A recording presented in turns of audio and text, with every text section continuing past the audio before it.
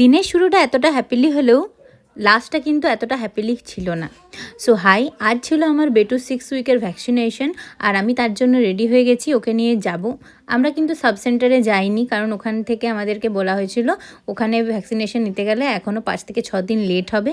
আর আমার বেটুর কিন্তু 6 week complete হয়ে আরও 2 দিন পেরিয়েও গেছে। তো ভাবলাম আমাদের একটা ক্লাবে দেওয়া হচ্ছে, তো সেখানে নিয়ে যাই। তো আমরা সেখানেই গিয়েছিলাম। তো সেখানে গিয়ে দেখলাম মোটামুটি ভিড় ছিল। আর ওখানে না রোটা ভ্যাকসিনটা আমার বেটু পায়নি। তোমাদেরও অনেকের পোস্টে আমি দেখেছি যে পাচ্ছে না। তো কারা কারা এরকম পরিস্থিতির শিকার, তো অবশ্যই জানিও। তো আমি তো প্রথমে খুব টেনশনে ছিলাম, ভাবছিলাম ও কীরমভাবে রিঅ্যাক্ট করবে।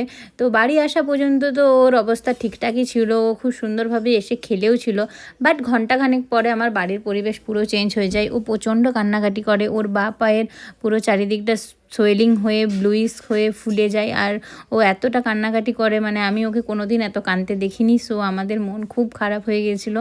আর ভ্যাকসিনের সাইডে এই জেলটা আমি অ্যাপ্লাই করেছিলাম। এই জেলটা তো কম বেশি সবাই জানো, এটা খুব কাজে দিয়েছে। আধ ঘন্টার মধ্যে কিন্তু ওই সোয়েলিংয়ের জায়গাটা অনেকটা কমে গিয়েছিলো। আর আমার বাড়ির সবাই কিন্তু প্রচণ্ড ভয় পেয়ে গেছিলো। মানে আমার বেটু কিন্তু সচরাচর খুব একটা কান্নাকাটি করে না। আর আমার মায়ের এক্সপ্রেশন দেখে তোমরা বুঝতেই পারছো যে আমার বাড়িতে সবাইকারই মন খারাপ ছিল। বাট এখনও মোটামুটি ঠিক আছে। তো জানি না পরের দিন কীরমভাবে রিঅ্যাক্ট করবে। তো আজ এই পর্যন্তই থাক, দেখা হচ্ছে তোমাদের সাথে নেক্সট ভিডিওতে। টাটা।